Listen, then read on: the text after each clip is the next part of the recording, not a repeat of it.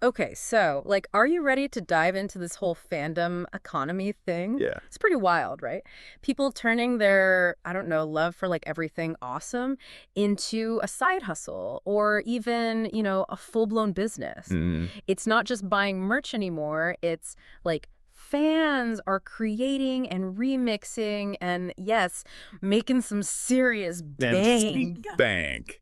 So Yeah. we've got like a whole stack of sources here Okay. ready to, break down how this all works, uncover some real success stories, Right. and maybe even spark some ideas for you I love it. if you're, thinking about getting in on the action.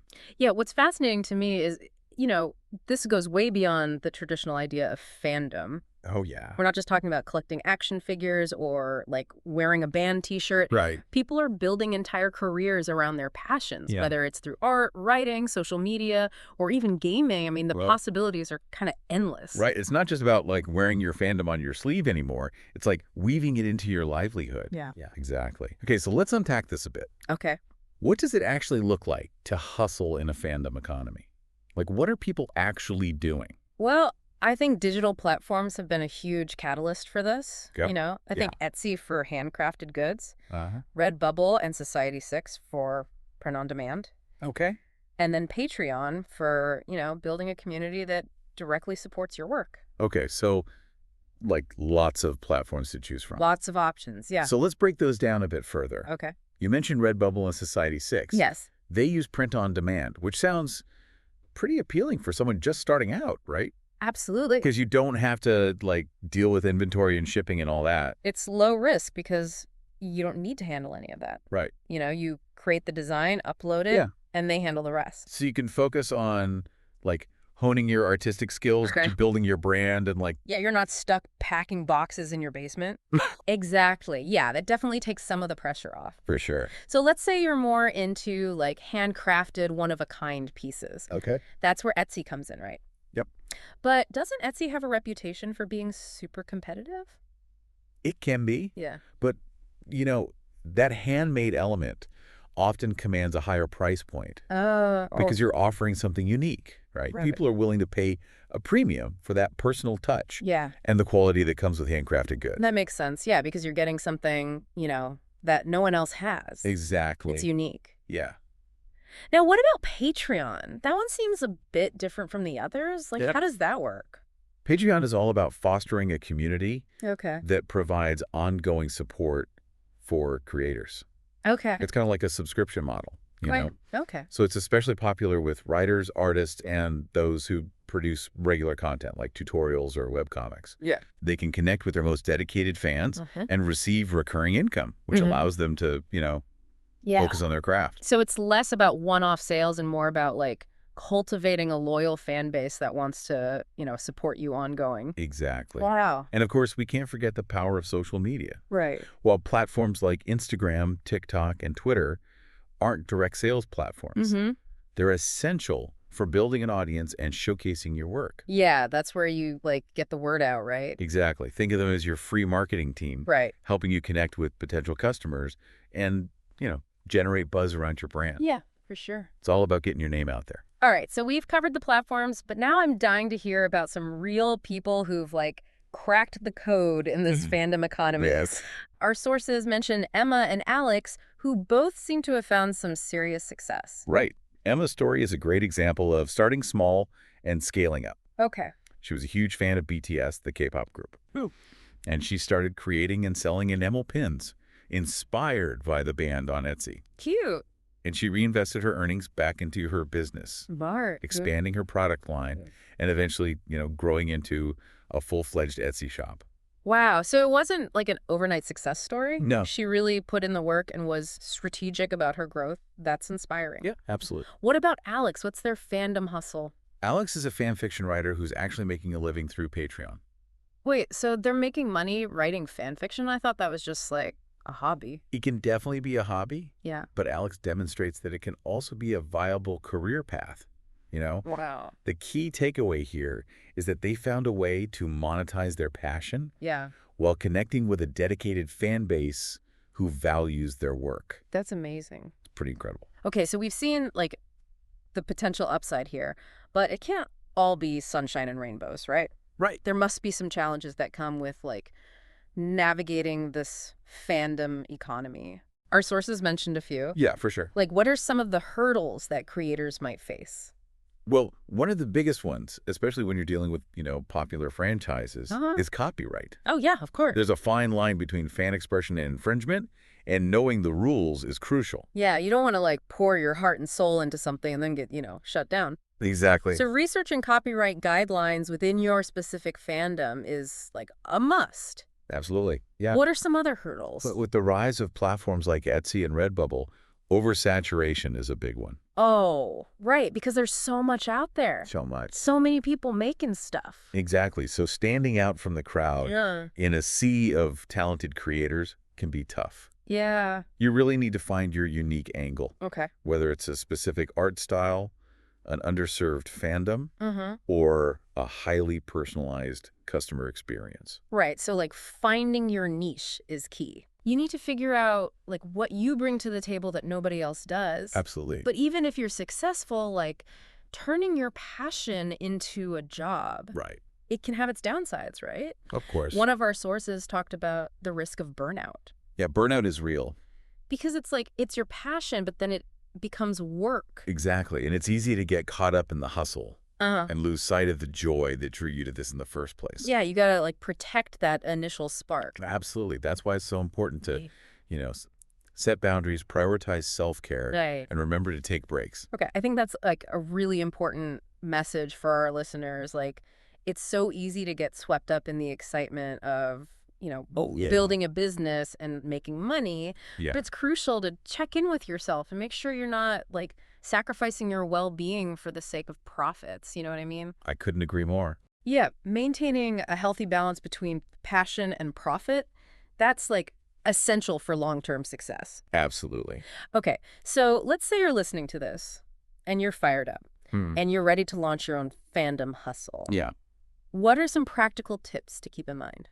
Okay, so first and foremost, find your angle. Okay, Don't just replicate what's already out there. right. Ask yourself, Yeah. what's missing in your fandom? Okay. What are fans craving that nobody else is offering? Interesting. That gap in the market, Yeah. that's your opportunity. So don't be afraid to, like, get specific and really drill down into, the Yeah. nuances of your fandom. Absolutely. Okay, and once you've found your niche, what's next? Quality matters. Okay. Fans are willing to pay for well-crafted items, Right. whether it's art, a physical product, or written content. Okay. Invest in your materials, your tools, and continually work on improving your skills. Right. It shows that you care, and it builds trust with your audience. Right. It's about, like, demonstrating that you're not just in it for a quick buck. Yeah. You're genuinely passionate about, delivering something special to fellow fans. Exactly. And speaking of fans, I'm guessing community plays a big role in all of this, right? It's absolutely essential. Yeah. Social media isn't just a platform for posting pretty pictures. Right. It's a tool for building genuine relationships with your audience. Okay. Engage with your followers, answer their questions, Yeah. and show them that you're a real person who values their support. So it's not just about, like, broadcasting your message. Yeah. It's about creating a two-way dialogue and fostering a sense of belonging within your fandom. Exactly. Cool. And when you're first starting out, don't feel pressured to go all in right away. Oh, okay. Good advice. Start small, maybe test out your ideas on a platform like Redbubble, Yeah. and gradually scale up as you gain experience and confidence. Right. So those print-on-demand sites can be a great way to, like, dip your toes in the water Yes. without a huge upfront investment. Exactly. What other advice would you give to someone who's just starting their, like, fandom entrepreneurial journey? Above all, stay inspired. Okay. Keep consuming the content you love, engage with your fandom, Yeah. and allow that passion to fuel your creativity. Yeah, because it's easy to lose sight of the fun when you're, like, juggling business tasks. Right? Oh, absolutely. Yeah. But that initial spark Yeah. is what will ultimately make your work stand out and resonate with your audience. Okay, that's some solid advice. Thank you. We've covered a lot of ground here, but one thing that keeps coming up is the importance of passion. Yeah. It seems like that's the driving force behind this whole fandom economy, wouldn't you say? Absolutely. It's the fuel that powers everything, from creative inspiration to building a loyal community. Right. It's what separates a fleeting trend from a sustainable business. So it sounds like turning your fandom into a hustle isn't just about making money. Mm. It's about finding a way to blend your passion with your livelihood. Exactly, and that's what makes this such an exciting space to be a part of. We've touched on a lot of key concepts here, but I want to circle back to copyright for a sec. Okay. Because it's such a crucial aspect of, navigating the fandom economy. Mhm. We've established that it's important to do your research. Right. But can you give our listener a little more insight into, the nuances of copyright law? Of course. One of the most common misconceptions is around the concept of fair use. Oh, yeah, fair use. It allows for limited use of copyrighted material without permission for specific purposes, Okay. like criticism, commentary, or parody. So, for instance, if you're writing, a humorous review of a movie Right. or creating, I don't know, a parody song based on a popular TV show. Yeah, they could fall under fair use. Okay, but where's the line? When does it cross over into infringement? That's where things get tricky. Right. If you're selling merchandise that directly uses copyrighted characters or logos without permission, Yeah. you're likely stepping into infringement territory. Oh. And the consequences can be serious. So it's not as simple as just crediting the original creator. No, There are legal ramifications to consider. absolutely. So what, practical steps can a fandom creator take to protect themselves? Well, first and foremost, research is key. Okay. Every fandom has its own rules and guidelines Yeah. regarding fan creations. Okay. Some are very open, while others are much stricter. Gotcha. Check official websites, read terms of service, Mm-hmm. and look for fan communities that offer guidance on copyright. So, don't just assume it's okay to use copyrighted material. No, definitely not. Be proactive and seek out information specific to your fandom. Exactly. And, when in doubt, err on the side of caution. Yes, You can always reach out to the copyright holder directly for permission. you can. You might be surprised how many companies are open to collaborations, Oh, yeah. especially if you, present yourself professionally and demonstrate a genuine respect for their intellectual property. Yeah. So, open communication and building relationships can go a long way. A long way. But what if you're, hesitant to approach a big company? Right. Or you're not sure how to go about it? Well, there are resources available online that provide guidance on contacting copyright holders. Okay. And you can always consult with an intellectual property lawyer if you need expert advice. Right. It's better to be safe than sorry, especially if you're serious about building a sustainable business. For sure. Okay, so we've covered copyright. Mm-hmm. Now I want to shift gears to a topic that's often overlooked but incredibly important. Okay. Mental health. Yes. The fandom economy. Like any entrepreneurial pursuit, Right. it can be a roller coaster of emotions. It can be a lot. How can creators protect themselves from burnout and maintain a healthy balance?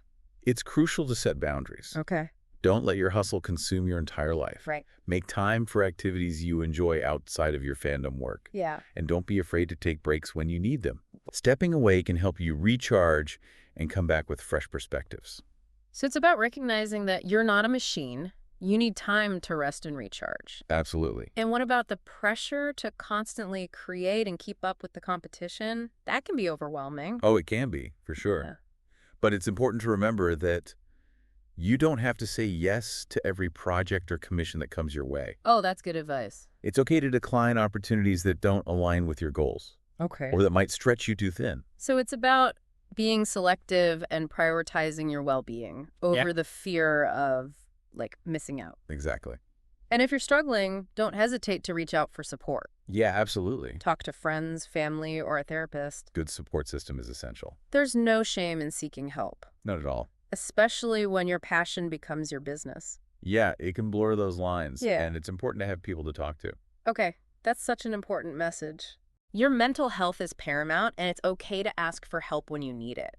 Couldn't agree more. Okay, so we've talked about, the creative side, Yeah. the legal side, and the emotional side of the fandom economy. Lots of different facets. Now let's get down to the nitty-gritty. Okay. How much money can someone realistically make in this space? That's the question everyone wants to know the answer to. Right. And honestly, it varies widely. Okay. Some creators earn a comfortable side income, Mm-hmm. while others generate six-figure salaries or more. Wow. So, there's a big range. But that's not a get-rich-quick scheme. No. But there's definitely potential for serious income Absolutely. if you approach it strategically. Yeah. What factors influence, earning potential in the fandom economy? It's a combination of things, including the niche you choose, Okay. the quality of your work, your marketing efforts, Yeah. and a bit of luck, to be honest. Right, of course. It's important to go in with realistic expectations Yeah. and understand that building a successful business takes time, dedication, and a willingness to adapt. So it's not just about following your passion. You know. It's about understanding market demand, Yes. honing your business skills, and putting in the work. Exactly. But even with all that, there's no guarantee of, like, overnight success, right? Definitely not. Okay. It's a journey, not a destination. I like that. And the most successful creators are often the ones who are genuinely passionate about their work. Yeah. And who find joy in the process, even when faced with challenges. That's so important, yeah. It's got to, like, come from a genuine place. It has to. Speaking of challenges, let's touch on a big one that, like, many aspiring fandompreneurs worry about: competition. Yeah, that's a big one. It can feel daunting to, like, enter a market that's already saturated with so many talented creators. For sure. How can you stand out from the crowd and make your mark? It all comes back to finding your unique angle. What makes you different? Is it your art style, your specific niche within a fandom, or maybe your approach to customer service? Right. Identify your strengths and leverage them to differentiate yourself from the competition. So it's about playing to your strengths and highlighting, like, what makes you special. Exactly. But what if you're struggling to pinpoint, like, your unique selling proposition? Yeah. Any advice for those who are, like, feeling a bit lost? Don't be afraid to experiment. Okay. Try different things. See what resonates with your audience, and be open to feedback. Right. It's a process of discovery. Yeah. And sometimes the best ideas come from unexpected places. So embrace the journey. Yes. Stay curious. And don't be afraid to take risks. Exactly. And remember, like, the fandom community is incredibly supportive, right? Oh, incredibly. So don't hesitate to, like, reach out to other creators. Yeah. Ask for advice and learn from their experiences. You're not alone in this. Not at all. That's the beauty of fandom, right? It's about shared passion, connection, and a willingness to, like, help each other succeed. Absolutely. A rising tide lifts all boats, as they say. Okay, so we've covered a lot of ground. We have. But I want to circle back to a topic that, like, piqued my curiosity. Okay. Microfandoms. Yes. You mentioned this as, like, an emerging trend in the fandom economy. It is. Can you explain what a microfandom is and why it's significant? Like, Yeah. how is it different from a regular fandom? Well, microfandoms are smaller, Okay. more niche communities. Yeah. Built around specific interests. Okay. Like indie games, webcomics, or even particular characters within larger fandoms. Okay. They might not have the massive reach of something like Star Wars. Right. But they often have incredibly dedicated and passionate members. So it's not just about catering to the mainstream. No. There are opportunities to build successful businesses by tapping into these smaller, more focused communities. Exactly. That's cool. And the rise of digital platforms has made it easier than ever to connect with these niche audiences. But wouldn't that, like, limit your earning potential if you're focusing on a smaller pool of potential customers? It's true that your audience might be smaller, Yeah. but microfandoms often have higher engagement rates Oh. and a stronger sense of community. So you might be reaching fewer people, but you're reaching, like, the right people. Exactly. The people who are truly passionate about your niche. Yes. That makes sense. And because these communities are so tight-knit, Yeah. word-of-mouth marketing can be incredibly effective. Oh, for sure. People are more likely to recommend something they love. So for someone who's passionate about, like, a less mainstream interest, Right. tapping into a microfandom could be a viable path to success. Absolutely. Okay, so we've talked about platforms, success stories, challenges, even the, like, psychological and financial aspects of this whole thing. Yeah. But I want to get back to the heart of it all, like, the Okay. fans themselves. What role do they play in, like, shaping this ever-evolving landscape? Fans are the lifeblood of the fandom economy. Okay. They're not just passive consumers. Right. They're active participants Yeah. who drive trends, create content, Uh-huh. and support the creators they love. So it's a symbiotic relationship. It is. Fans fuel the creativity, and creators provide the outlets for that passion to flourish. Exactly. And that dynamic is constantly evolving, especially with the rise of interactive platforms like Patreon and the like blurring lines between fan and creator. It's fascinating to think about. It is. It's like reshaping the relationship between those who create and those who consume. Absolutely. All right, so before we wrap up this part of our deep dive into the fandom economy, Okay. I want to leave our listener with a few key takeaways. Sounds good. First and foremost, it's clear that this is more than just a market. It's a movement, it's a celebration of like creativity, passion, Yes. and the power of community. Couldn't agree more. And it's a space that's constantly evolving. Yeah. So it's important to stay curious, informed, and connected. Absolutely. We've explored a lot of ground here. Yeah. But this is just the beginning of our journey. Okay, so The next part of our deep dive will like delve deeper into some of the emerging trends shaping the fandom economy, sound good. including the rise of microfandom, the growing emphasis on sustainability and ethical sourcing, Right. and the potential impact of the metaverse on fandom communities. Wow, big stuff. Stay tuned. Can't wait. We'll be right back after a quick break.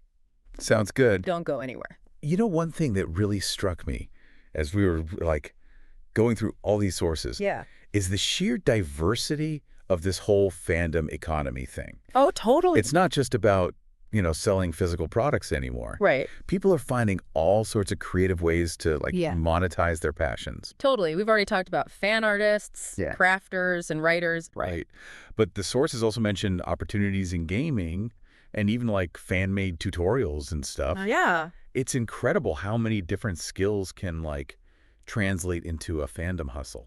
What's fascinating is how technology has leveled the playing field, Right. You no longer need a huge corporation behind you to reach a global audience. That's so true. With the right platform and a bit of, marketing savvy, anyone can build a brand and connect with, fellow fans. That's so empowering. It is. But with so many people jumping into the fandom economy these days, Yeah. the competition must be fierce. It can be, for sure. How can creators stand out and carve out a space for themselves? Well, one strategy that's becoming increasingly popular Yeah. is tapping into these microfandoms. Oh, right. We touched on this earlier, Yeah. but it's worth diving a bit deeper. Okay, yeah, let's unpack that a bit more. Okay. What exactly is a microfandom? Okay. And how does it differ from a larger, more mainstream fandom? Think this way. A mainstream fandom might be something like Star Wars, Okay. with millions of fans worldwide. Right. A micro fandom, on the other hand, Yeah. could be centered around a specific indie game, Okay. a webcomic, or even a particular character within a larger fandom. Oh, interesting. So it's about Yeah. finding your tribe, Yeah, even if that tribe is a bit smaller and more specialized. exactly. But wouldn't that limit your reach That's true. and your potential customer base? Your audience might be smaller, yeah. Right. But the trade-off is that you're often connecting with a more dedicated and passionate group of fans. Oh, okay. So instead of casting a wide net, you're focusing on a laser-targeted audience who's already predisposed to love what you're creating. Exactly. That's smart. And because these communities are often so tight-knit, word-of-mouth marketing can be incredibly effective. Oh, for sure. Yeah, because if they love it, they're going to tell their friends. Exactly. It's like tapping into a pre-built network of enthusiastic supporters who are eager to, share their love for your niche. Absolutely. And let's not forget about the creative freedom Oh, right. that comes with focusing on a micro fandom. Yeah. You're often exploring uncharted territory, Right. which can lead to more, unique and innovative products. So it's less about following trends and more about setting them. Exactly. That's exciting. You have the opportunity to be a pioneer in your niche, Wow. shaping the conversation and influencing the direction of the fandom. That's so cool. It's pretty awesome. But even within a micro fandom, there's bound to be some competition. Of course there always is. What advice would you give to a creator who's trying to stand out? It all comes back to finding your unique selling proposition. Okay. What makes your work different? Is it your art style, Uh-huh. your storytelling approach, or perhaps the specific aspect of the fandom you're focusing on. Right, so it's about identifying your strengths and leveraging them to, like, differentiate yourself from the Exactly. crowd. It's also important to remember that building a brand takes time. Oh, yeah. Don't expect overnight success. Right. Consistency, quality, Oh. and genuine engagement with your audience are key to building a loyal following. So it's a marathon, not a sprint. Precisely. And let's Yep. not underestimate the power of community. Oh, right. Community's huge. Engage with other creators in your niche, Yeah. collaborate on projects, and Right. support each other's work. So it's not just about, like, competition. No. It's about collaboration and fostering a sense of, like, shared purpose. Absolutely. A rising tide lifts all boats, I like that. and a strong community can elevate everyone within it. Okay, now I want to touch on a topic that's becoming increasingly important in, like, all aspects of business, Right. including the fandom economy, Mm-hmm. sustainability. Our sources mentioned, like, a growing trend toward Yeah. ethical sourcing and eco-friendly practices. Absolutely. Consumers are becoming more conscious of the impact their purchases have on the environment, Right. and they're seeking out brands that align with their values. So it's not just about, like, creating cool products. It's Yeah. about creating them responsibly. Exactly. And many fandom creators are stepping up to the plate, Oh, that's great. using recycled materials, partnering with ethical manufacturers, Mhm. and even, like, incorporating sustainability into their designs. Can you give us some specific examples of how creators are, like, Sure. weaving sustainability into their fandom businesses? Sure, some artists are using recycled paper for their prints Okay. or opting for water-based inks that are less harmful to the environment. Oh, cool. Others are partnering with manufacturers who prioritize fair labor practices Nice. and sustainable production methods. So it's about, like, considering the entire life cycle of a product, Exactly. from the sourcing of materials Yeah. to the packaging and shipping. And some creators are even going a step further, Oh, wow. donating a portion of their profits to environmental causes, That's awesome. or incorporating, like, sustainability themes into their artwork. That's fantastic. It shows that you can be successful in the fandom economy Yeah. while also making a positive impact on the world. It's a win-win. It is, and it's becoming a key differentiator for brands Yeah. that want to resonate with a conscious consumer base. Okay, speaking of the future, Yes. one of the most, like, intriguing trends we came across in our research was the potential impact of the metaverse on the fandom economy. Oh, yeah. It sounds like science fiction, It does. but it's becoming increasingly relevant. It is. It's a fascinating frontier. Okay, so, like, paint me a picture. Okay. What does this look like? Imagine attending, like, virtual conventions, Okay. exploring fan art galleries in virtual worlds, Wow. or even purchasing digital merchandise for your avatar. Okay, that's blowing my mind a little bit. Yeah, it is pretty wild. But how does this translate into, like, real-world opportunities for Oh. fandom creators?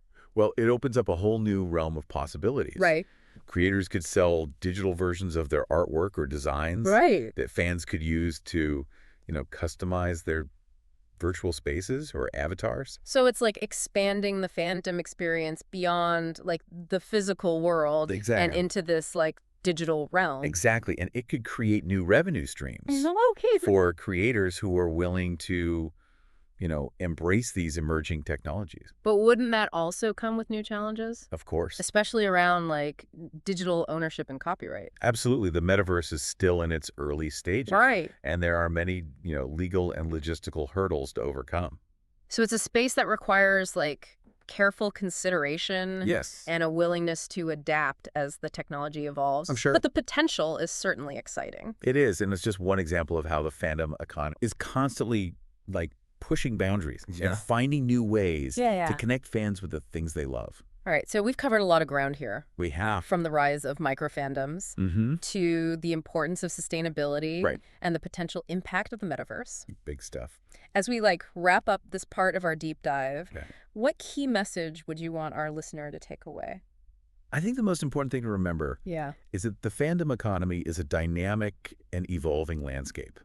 Okay. It's not just about, following trends. Right. It's about being adaptable, embracing innovation, Uh-huh. and staying true to your passions. And it's about recognizing that, like, Yes. the fans themselves are the driving force I think you're behind right. this entire ecosystem. Absolutely. Without their passion, creativity, and support, the fandom economy wouldn't exist.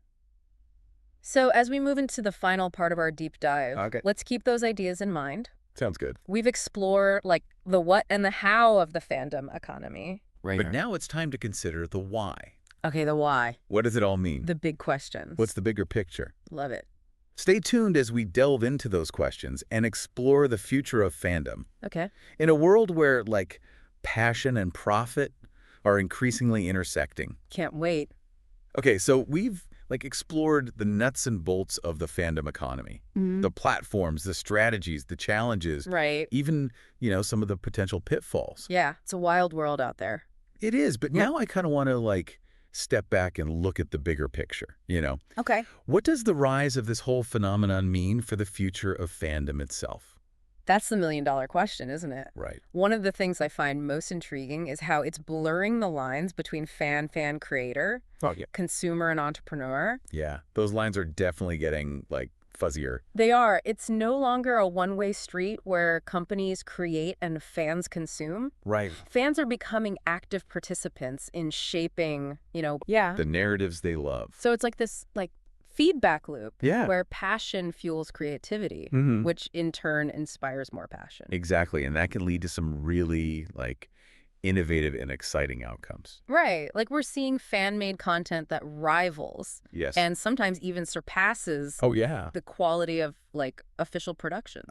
Absolutely. It's amazing what fans can do with the tools and platforms available today. It's almost like a democratization of creativity, I like that. where anyone with passion and talent can, contribute to the evolution of a fandom. And that can be incredibly empowering Right. for both creators and fans. Yeah. It fosters a sense of, like, community ownership Okay. and shared investment in the stories they love. But some might argue that this, blurring of lines could also have downsides. Of course, there are always two sides to every coin. Right. Could it lead to a situation where the most commercially successful fan creations kind of overshadow the original works? That's a valid concern. Yeah. It's important to remember that copyright laws exist to protect the intellectual property of creators. Right, of course. But it's also an opportunity, I think, Yeah. to explore new models of collaboration and, Yeah. shared ownership. So maybe it's less about, fearing the potential for disruption and more about, embracing the possibilities for collaboration I love that. and evolution. I think that's a healthy perspective. Yeah. It's about finding that balance, Right. between respecting the rights of creators Mm-hmm. and fostering an environment where fan creativity can, Yeah. thrive. And as we've discussed, that creativity often goes beyond just making a profit. Yeah. It's about expressing passion, connecting with like-minded people, Yeah, and contributing to a community that you care about. absolutely. So, the fandom economy is, at its core, Yeah. driven by a love for something bigger than oneself. Right. It's about finding a sense of belonging, Yeah. purpose, and shared joy. And that's what makes it so much more than just, a business trend. It's like a Right. cultural phenomenon that speaks to, Uh-huh. our innate human desire for connection, expression, and, Yeah. the pursuit of something that we truly love. Beautiful, really. It is. It's about turning passion into action, Mhm. fandom into community, and Yeah. ultimately creativity into, a force for good. I love that. So, as we wrap up this deep dive into the fandom economy, Okay. I want to leave you, the listener, with a thought to ponder. Right? We've explored the opportunities, the challenges, the evolving dynamics of this, really exciting landscape. Yeah, But the future of fandom is ultimately in your hands. that's true. Whether you're a creator, a fan, or both, Right. you have the power to, shape this space and make it your own. Your fandom, your way. Exactly. So embrace your passions, connect with your community, Mhm. and never stop exploring, the infinite possibilities of fandom. It's an amazing world out there. It really is. Thanks for joining us on this journey into the heart of the fandom economy. It's been a pleasure. We hope you've, gained some insights, found some inspiration, and maybe even sparked a few ideas of your own. Hopefully. Until next time, keep fanning the flames of creativity, community, and passion. Couldn't have said it better myself.